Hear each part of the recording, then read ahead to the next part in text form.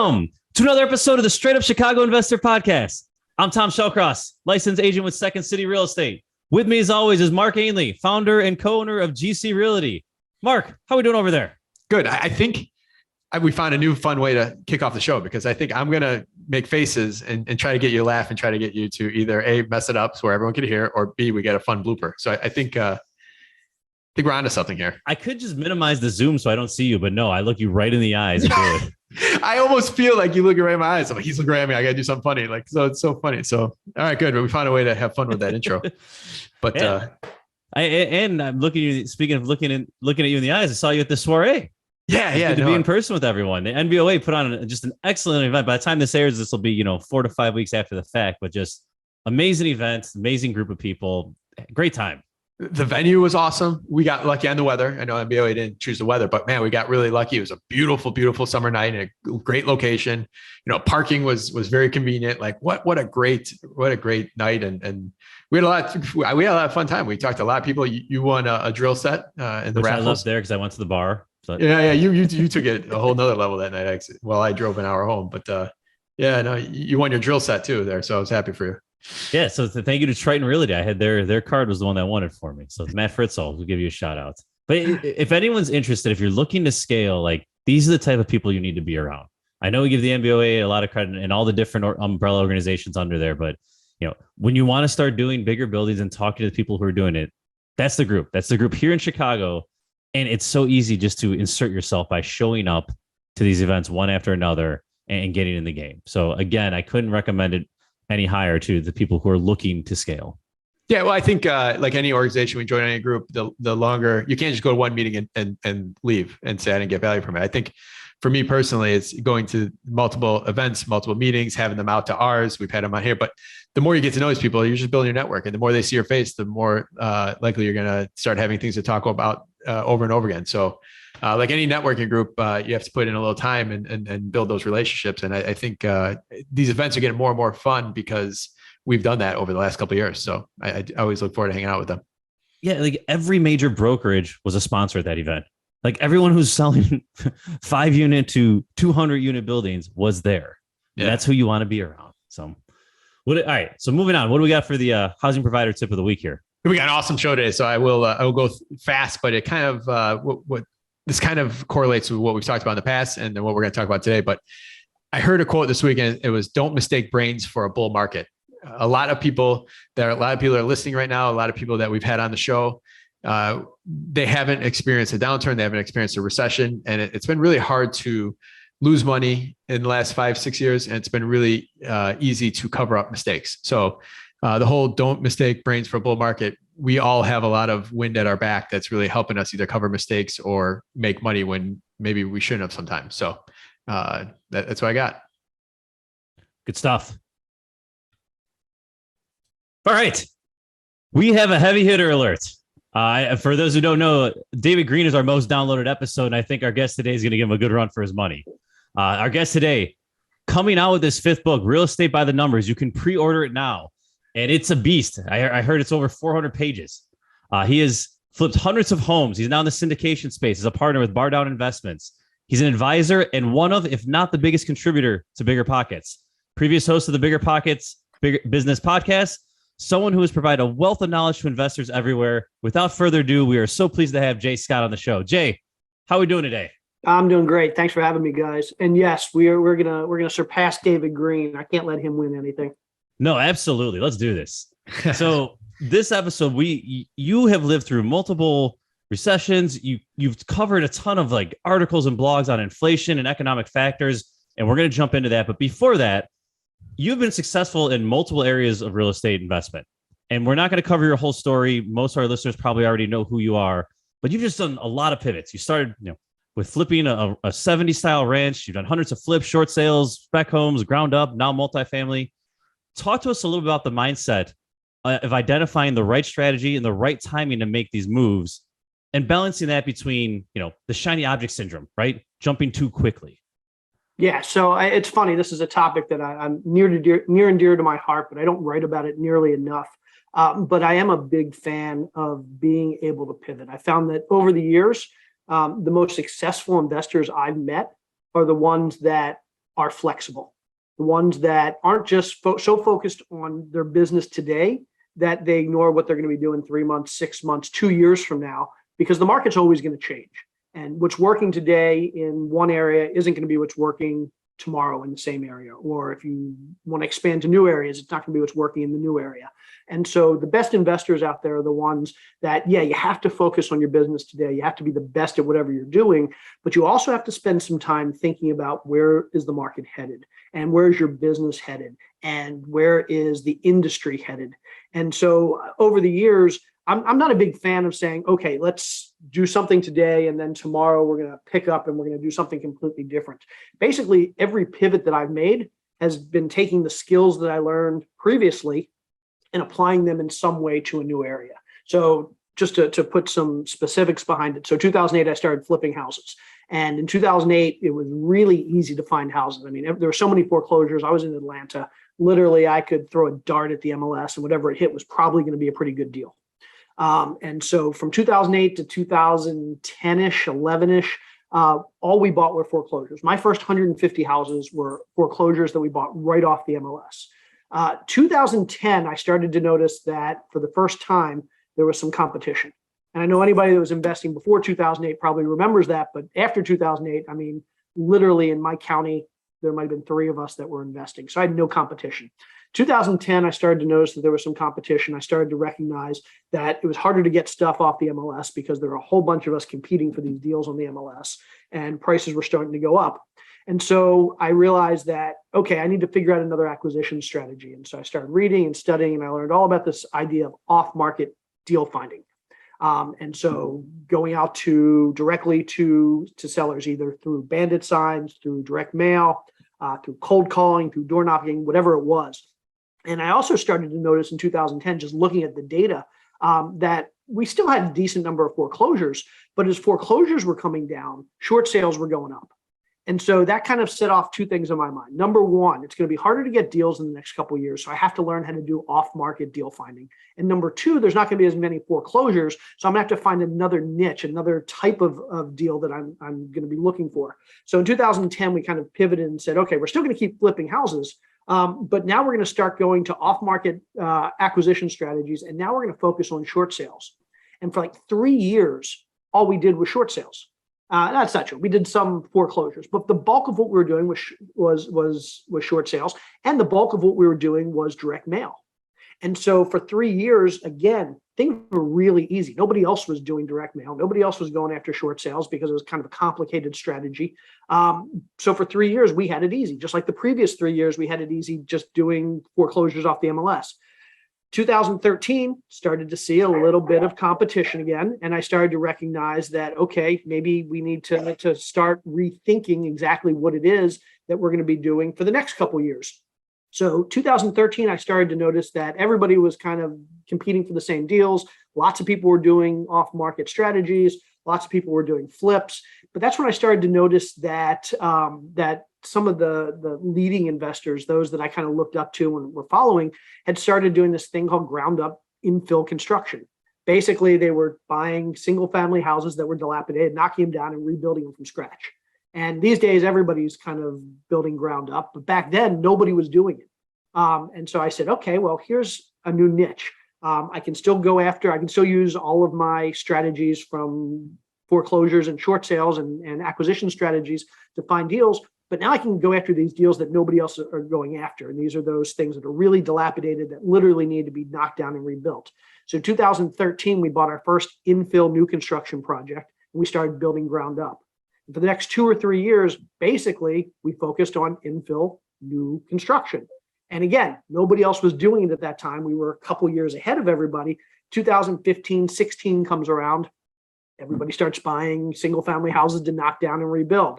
So as I see more competition coming into that space, I think, okay, what's next? And ultimately, basically, my goal is always to try and stay a year or 2 ahead. I don't want to be completely on the edge because then there's probably not a lot of opportunity. But I also don't want to be back with the pack because then I'm competing. So I always try and be just a little bit ahead of everybody else.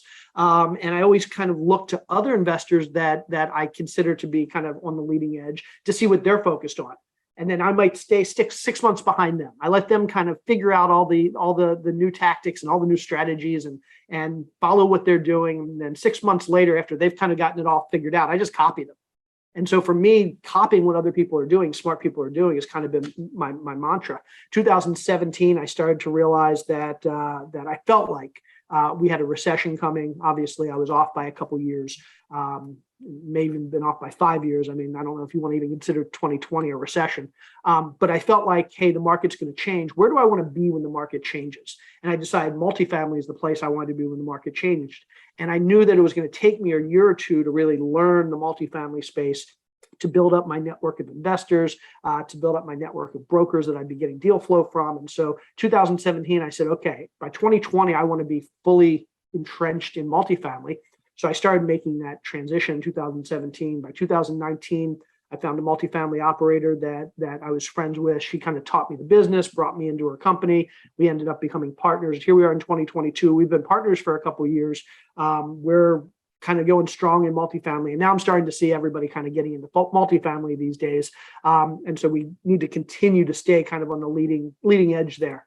And so for anybody out there, I highly encourage you. I know that was a long way of saying it, but I highly encourage you to kind of always be thinking about not only being the best at what you're doing today, but thinking about what you need to be doing tomorrow to stay a step or two ahead of everybody else, and getting really good at that, because then you can stay a step or two ahead and keep moving, keep pivoting. And yeah, there's nothing wrong with pivoting. It's a good thing.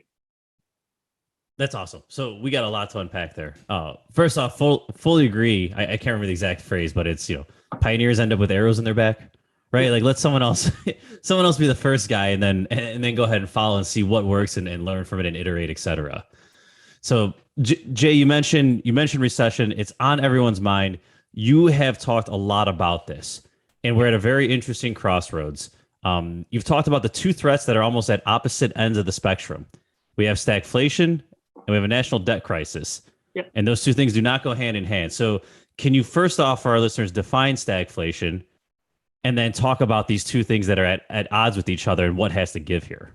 Yeah, I mean, these are two things in kind of this big whole thing of the economy and what's going on. But at the end of the day, I think these are two big risks that we face moving forward.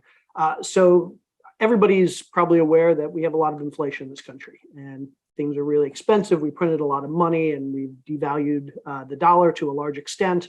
And so what the Federal Reserve has had to do to kind of fight inflation, one of their big tools to fight inflation is raising interest rates. And the reason that works is because typically inflation is the result of too much demand, too many people with too much money buying too much stuff. And when everybody wants to buy stuff, people that are selling stuff, they need to buy more equipment, more warehousing, more inventory. They have to hire more people just to keep up with all the demand. And when they're spending all this money to expand their businesses, that costs money. So they pass that cost on to the consumer by raising their prices. So there's a lot of things that factor into inflation, especially this time around. But let's just to make it really simple, and nobody beat me up because this isn't technically true, but to keep it really simple, let's just say that heavy demand leads to price inflation. So if heavy demand leads to price inflation, how do we reduce price inflation? Well, the big thing that the government likes to do is they like to reduce demand. And they do that by raising interest rates. And raising interest rates does two things. Number one, it encourages people to save more money, because when interest rates are higher, savings account rates are higher, checking account rates are higher, CD rates are higher. You can save more money and compound your interest.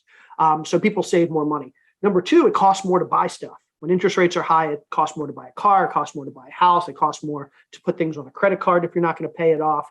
And so people spend less money. And so between the combination of saving more money and spending less money, demand drops.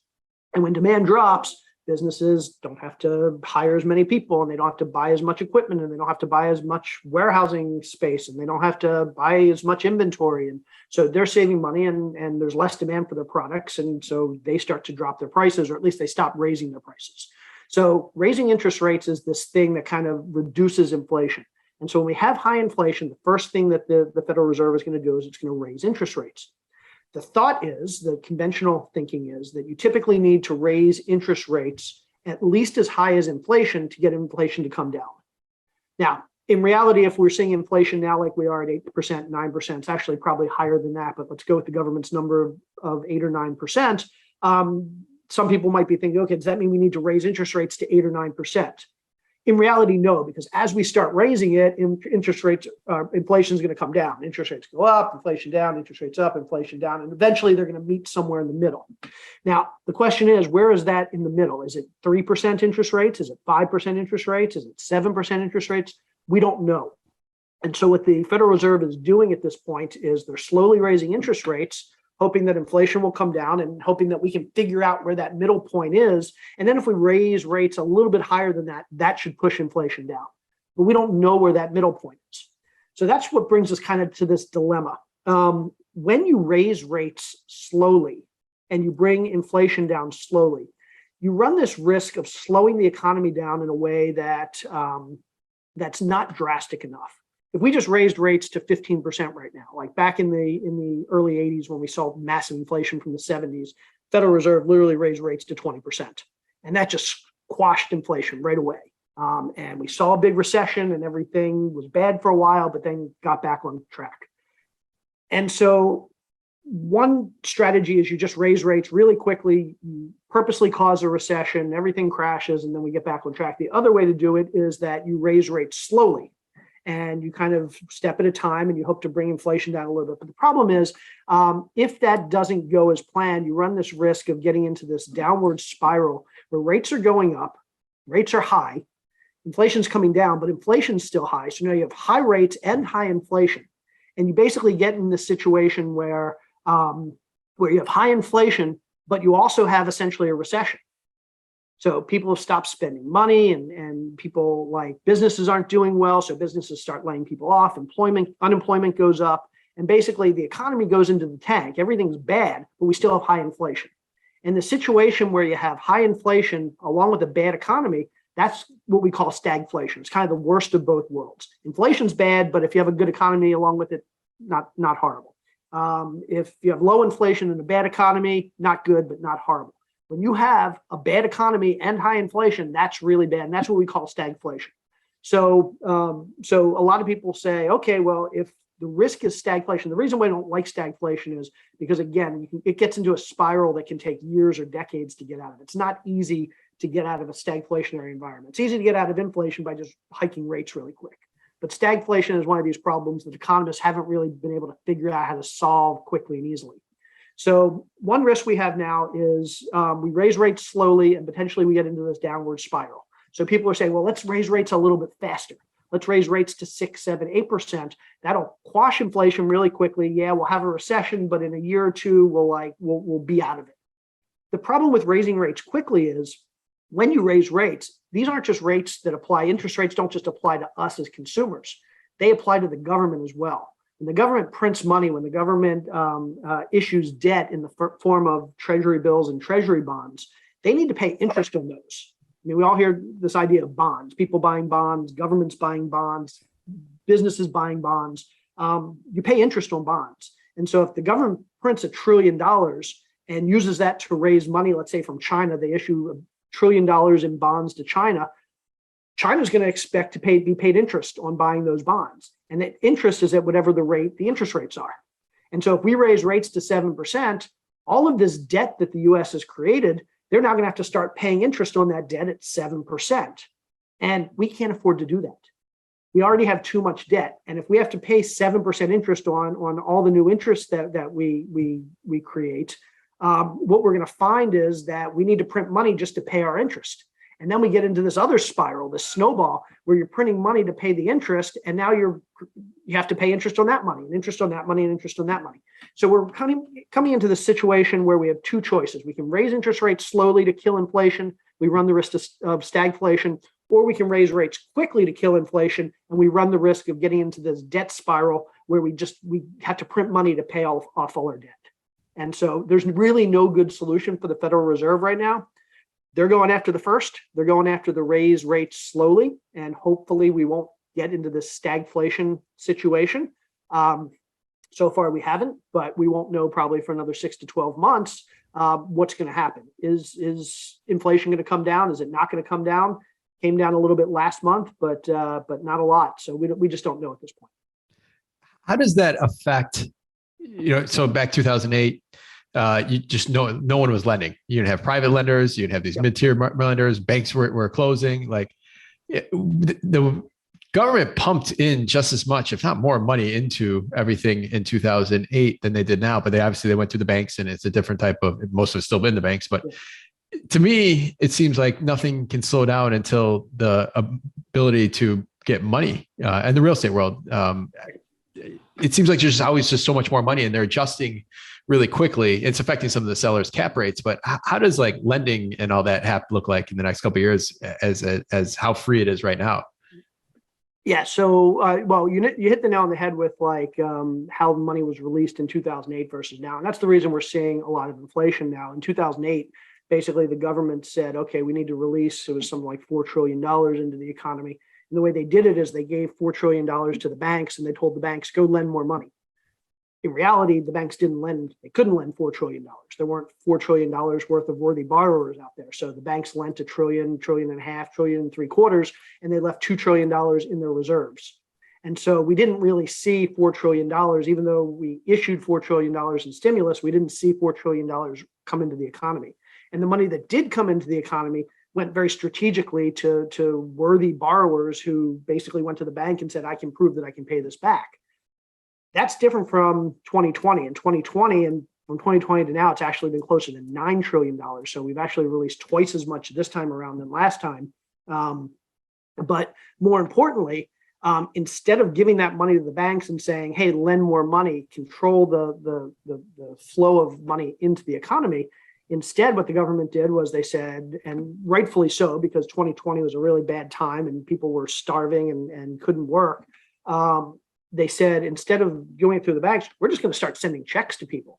And we're going to start giving out PPP loans to businesses that they don't have to pay back, and EIDL loans that businesses don't have to pay back. And we're going to bail out the cruise industry, and we're going to bail out the airline industry. And we just started handing out all this money, not through banks. We just handed it out. And so this money kind of, I've used the analogy, it's like taking drugs. You go into a doctor's office for surgery, and they stick the mask over your face, and you breathe in the anesthetic, and that kind of slowly gets into your body. That was 2008 versus the guy that's doing heroin and injecting heroin directly into his veins. That was 2020. That gets into your system a lot faster.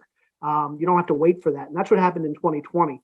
We injected this cash right into the heart and veins of the economy. And so all that money, where did it go? It went someplace. It went ultimately into assets. That money flowed from people that needed it to pay for their food and their clothes and their everyday items into businesses. And then the businesses got this money, and that went to the owners of the businesses. And the owners of the businesses had this money, and they started buying real estate and crypto and stocks. And basically, we just saw this tremendous asset inflation. And so that's why we are seeing a lot more inflation now than we did in 2008. It's not that we did print a lot more money, but it's more the way we release the money into the system. Now, that didn't answer your question. That was a great analogy, though. This is the reason we have a bigger issue today than we did 10 years ago. I get that question a lot. Like, didn't we print a lot of money back then? Why didn't we see a lot of inflation for the last 10 years? Well, that's the reason.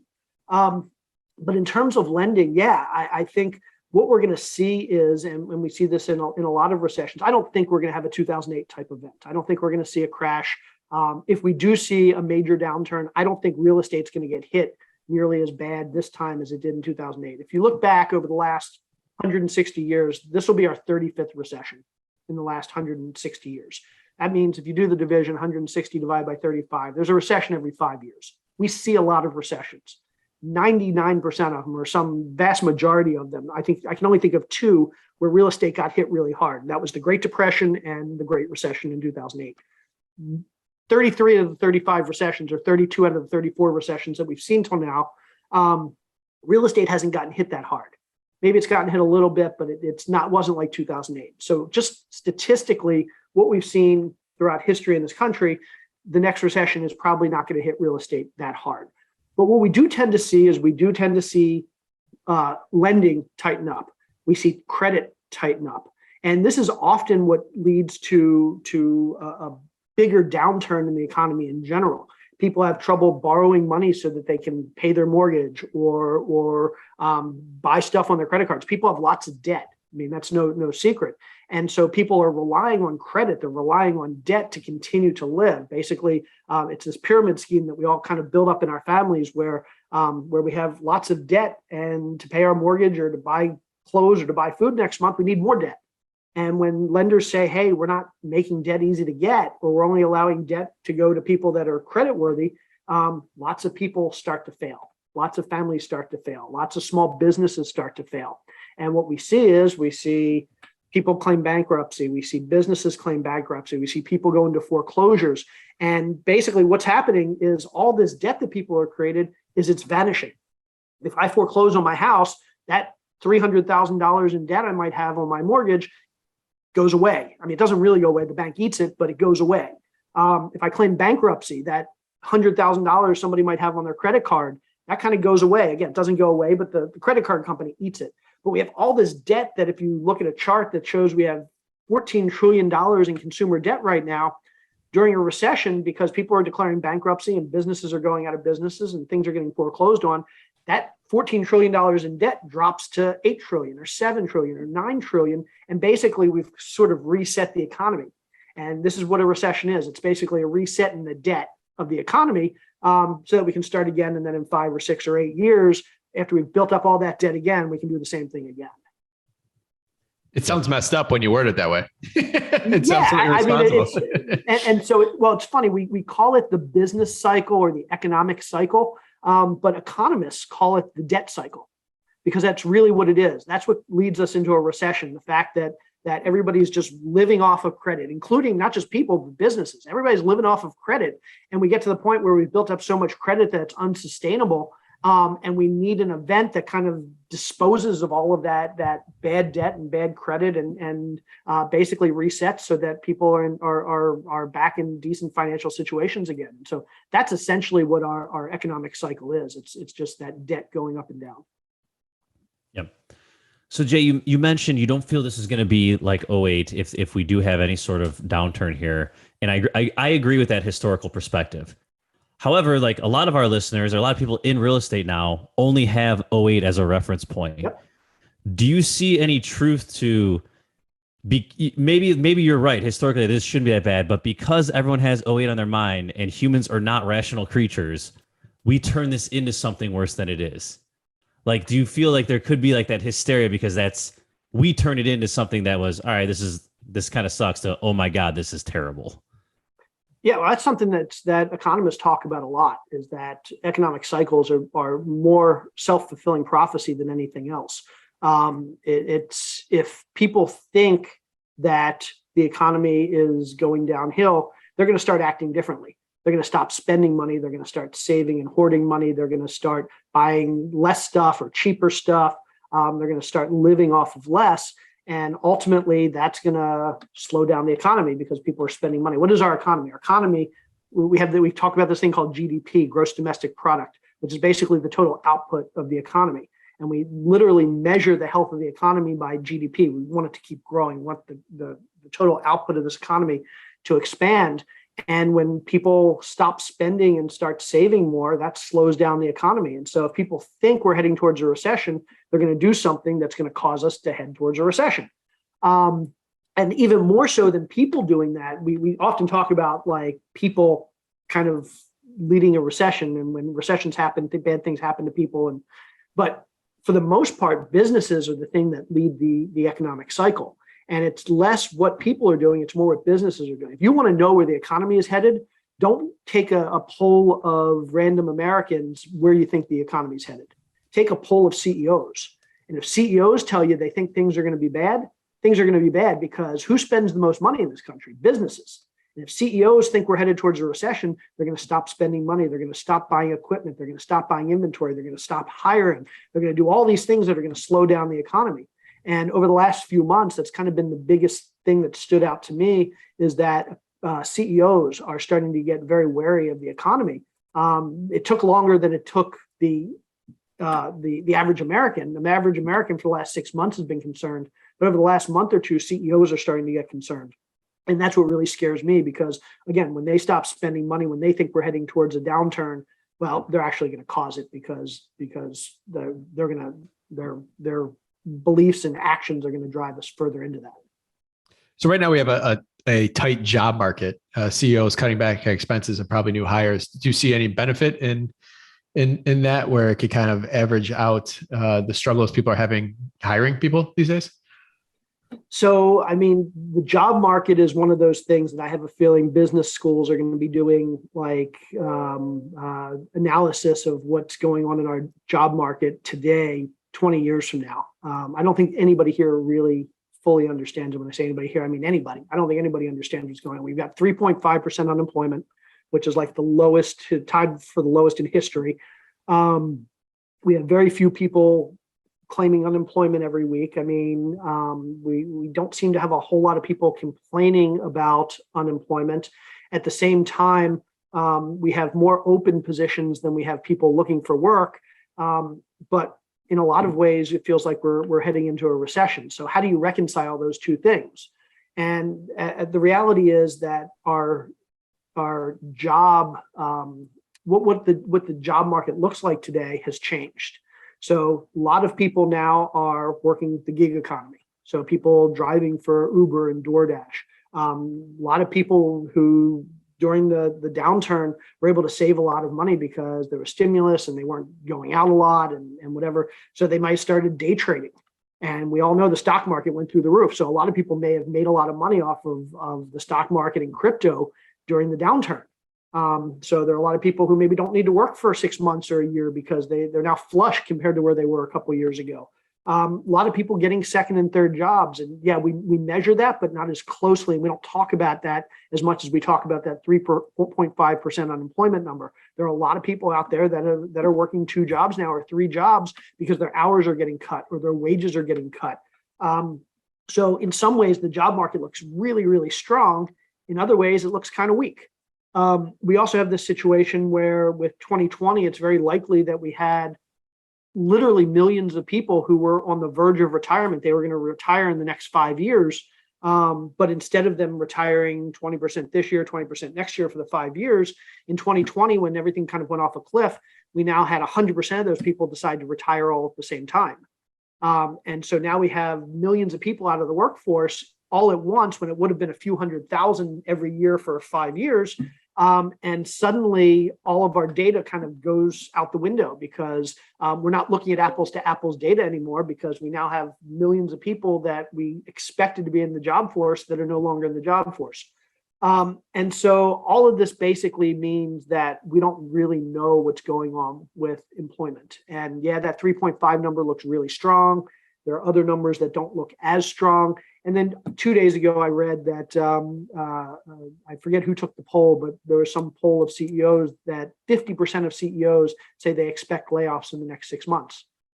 I mean, if 50% of businesses expect layoffs in the next 6 months, obviously our job numbers are not going to stay strong, and our economic numbers are going to go down. So I think, to me, that's kind of the biggest indicator. I know everybody talks about GDP and the fact that we saw negative GDP 2 quarters in a row, and that means recession. I don't buy that. But I think there's no arguing that if half the employers out there say they're getting ready to lay people off, over the next 6 months, we're going to have a big economic downturn, just if through unemployment and the business recession. Yeah, it's kind of nuts because there's another half of people who can't find anyone to work. Right.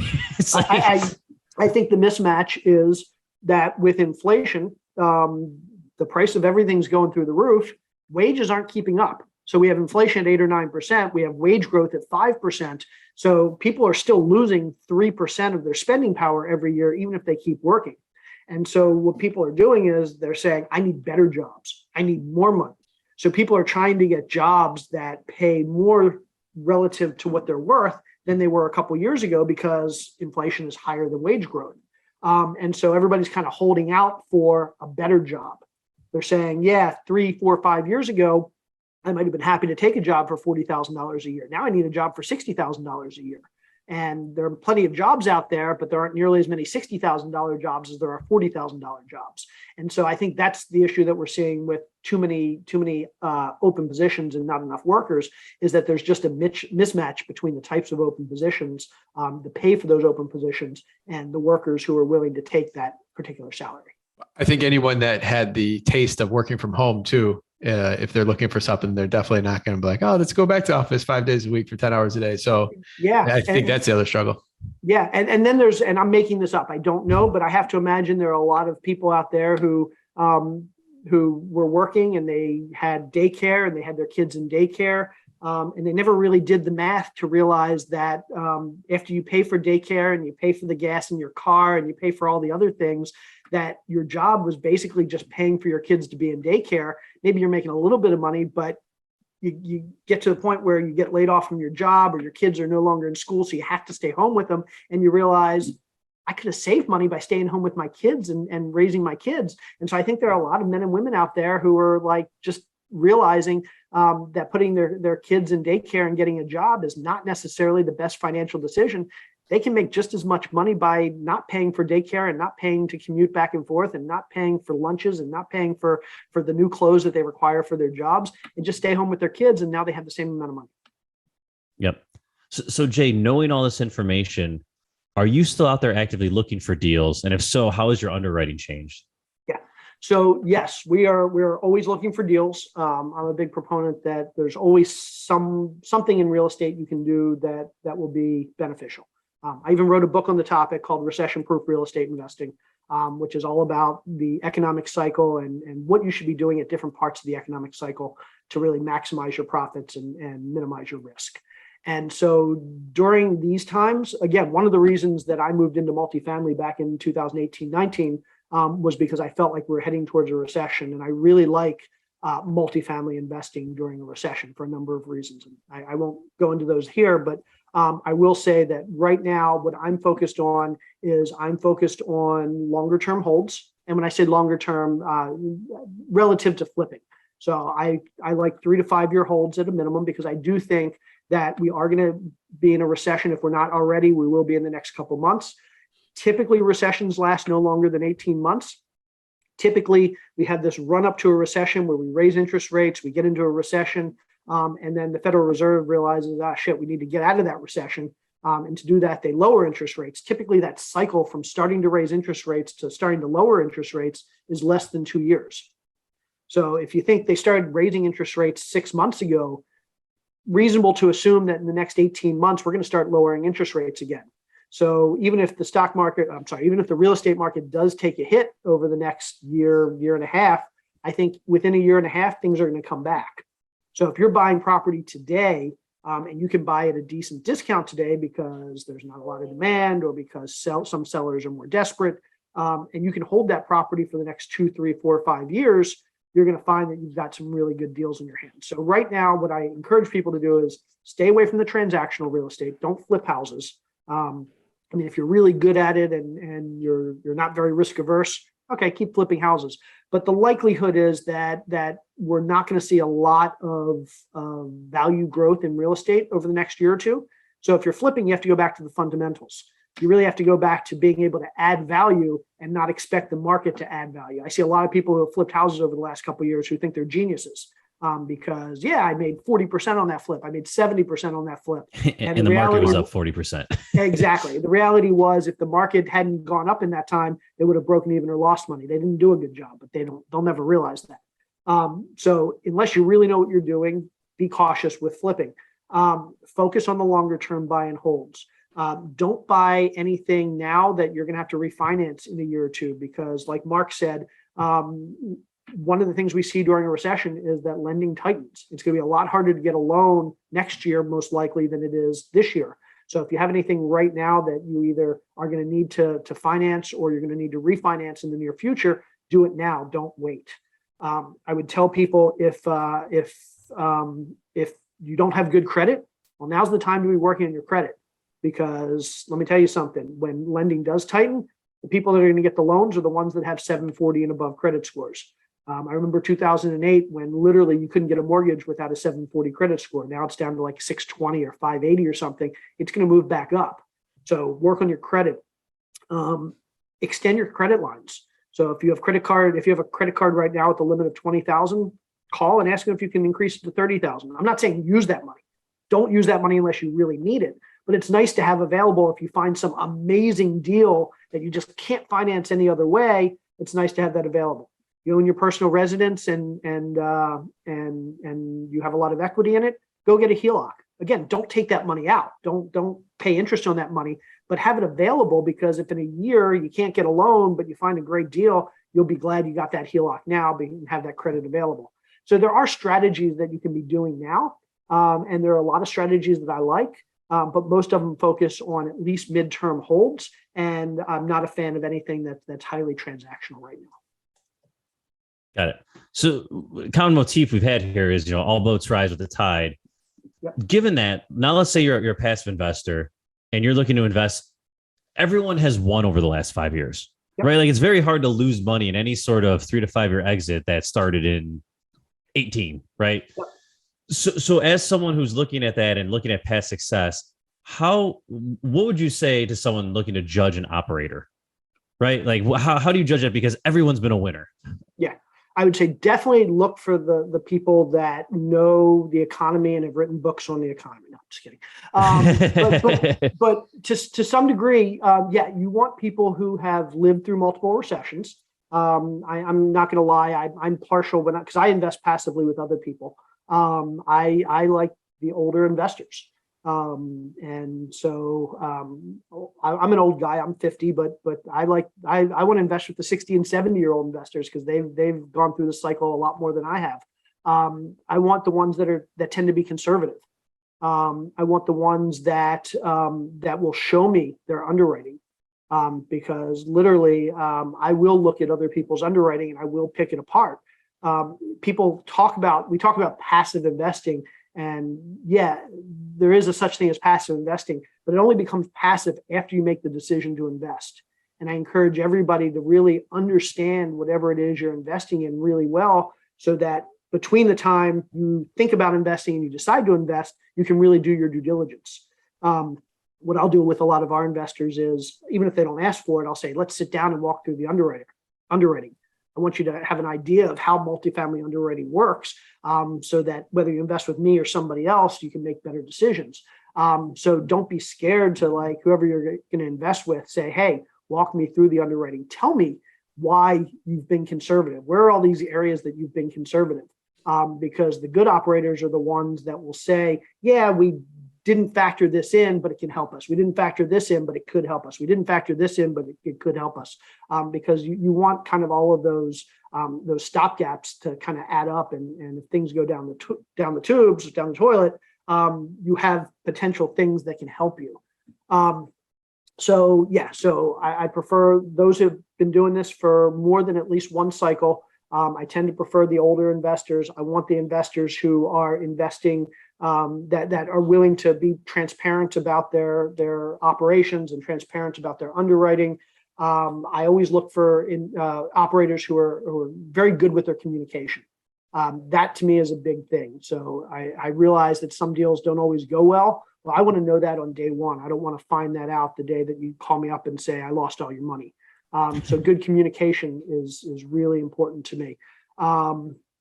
It's a tough question. Because there are plenty of people that kind of go against that grain. I'm sure there are plenty of young investors out there who are great. I don't mean to disparage young investors. There are plenty of investors out there that probably don't communicate well, but will take care of your money. And so it's really hard. But those are sort of the things I look for, because those are the things that help me sleep better at night. Awesome. Talking about people that experience it reminds me of Keith Cunningham, The Road Less Stupid. That's one of my favorite books. And it's on my bookshelf. Yep. A lot of what he references is that 1980s downturn that he lost a lot of money in, and that he just has that experience that's like most other people don't have, or most others that all of us are not learning from right now. So good book. Check it out. One of my favorite questions to ask an operator is, tell me the most money you've ever lost on a deal. And what I've noticed is a few years ago, everybody liked to say, "Oh, I've never lost money on a deal," and people are starting to realize that's not the right answer anymore, because I want to hear the people that in 2008 did a syndication and lost every penny, because I want to know that they hopefully learned from that mistake, and as much as that sucks for their investors back then, it's going to benefit their investors moving forward. If they're still in the game after losing a lot of money in 2008, they probably learned some lessons. And so I want to hear from the people that lost a lot of money. And it's going back to the book. It ties in. It's anyone who thinks it's easy is stupid, right? Or whatever the quote is. It's just exactly. All right, awesome. Before we wrap, just want to ask one more question, because a lot of what everyone else learns from is other people's mistakes. Any mistakes you made or any things you do over that you can share with our audience that can potentially help them avoid those mistakes? Yeah, you've just been flawless the last 2 decades. Yeah. No, I've lost lots of money, so invest with me. No, I've been fortunate. I started at the perfect time. I started in the middle of 2008 when the market had already crashed, and so it was hard for me to make too many mistakes between 2008 and 2000 today. I've been tremendously fortunate. I'd like to think that I've always focused on the fundamentals, and so, but we all make tons of mistakes. I just like to think of mine as kind of smaller mistakes. So I've been fortunate in that sense. But the biggest mistake I'd say I ever made, and I talk about this a lot, is I never appreciated the idea of buy and hold. Or I shouldn't say I never. It took me 10 years to appreciate the idea of buy and hold. Over my career, I think we've flipped and sold 450 houses.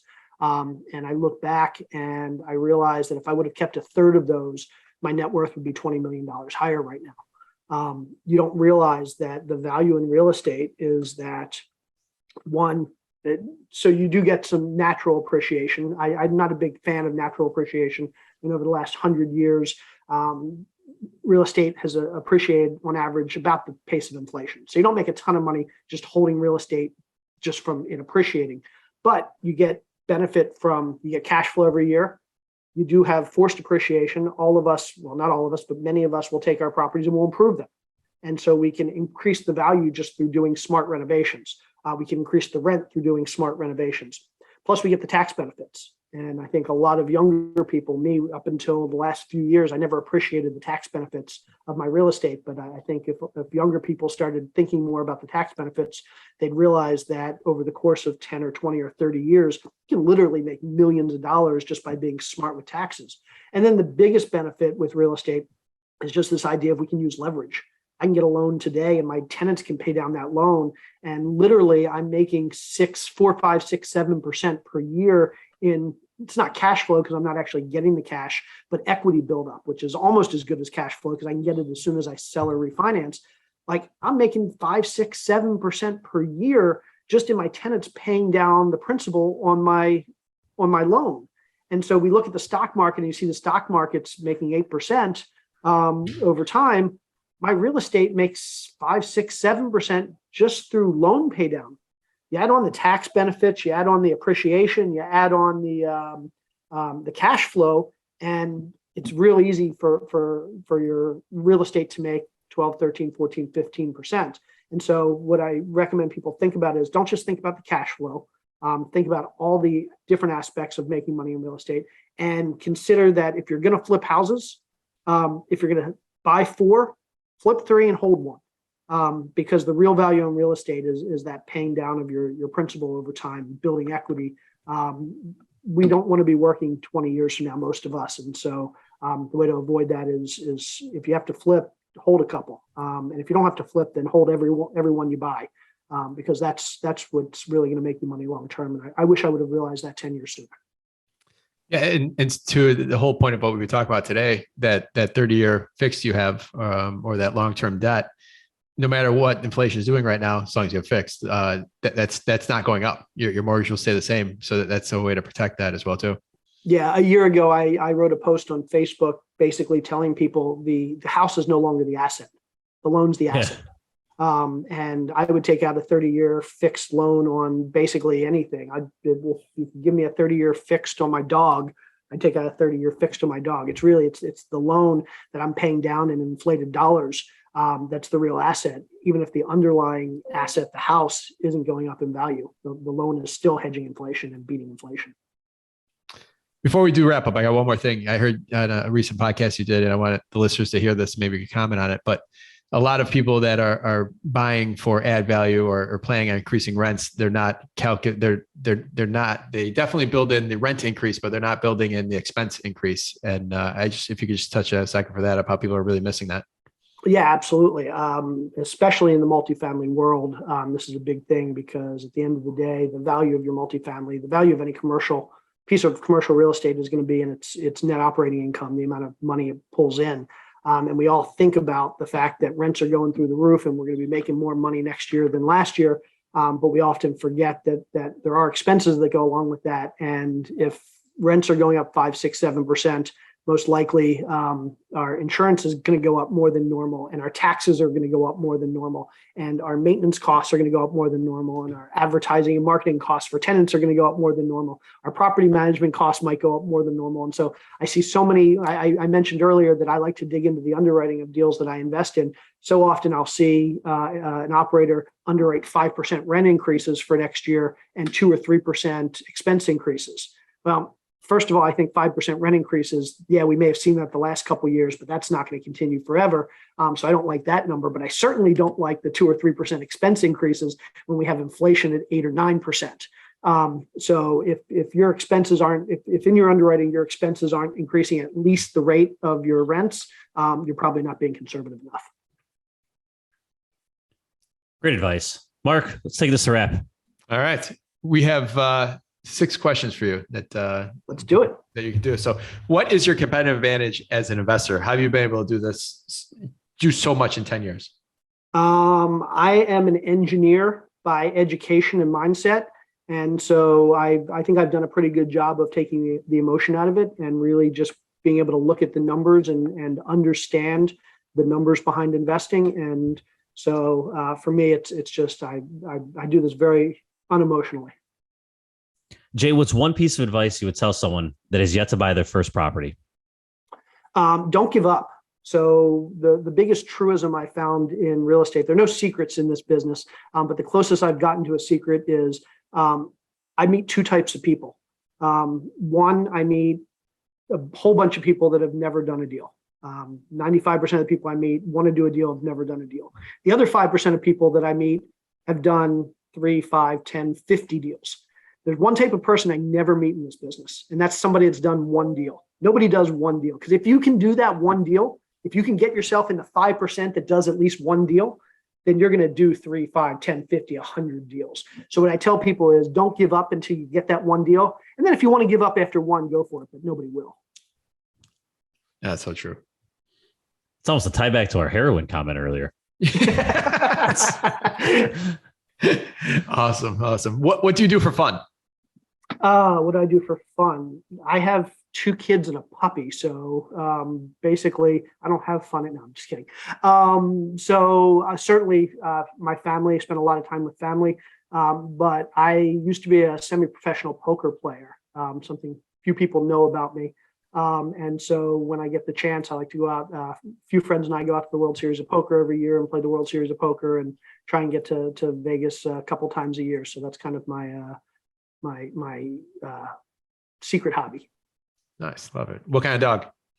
We just got an English cream golden retriever, so a white golden retriever. Oh, nice. Sweet little girl. All right. So you can't say your own books, and we'll give you a second to plug those. Oh, but besides yourself, besides your own books, what is a good book, podcast, or self-development activity that you would recommend to our listeners?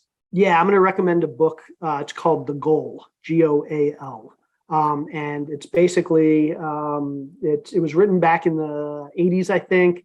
But it's all about basically why systems and processes are important and how to clear roadblocks out of your business. And it talks essentially about building an efficient business that knows how to clear the roadblocks that keep you from growing. And it's a book that for some reason nobody seems to know about, but it's one of my favorite books. It's a super easy read because it's a fable. So it's a story. It's just a story.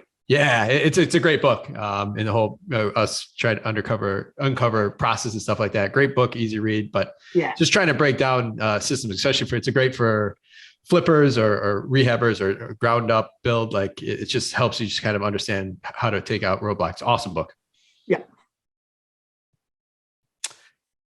All right. Besides yourself, name one person you would recommend to our investors as a quality resource. Maybe it's someone to follow. Maybe it's someone on Biggerpockets. Someone here. Yeah, I'm going to go with my my business partner, Ashley Wilson. So she has been doing multifamily for a really long time.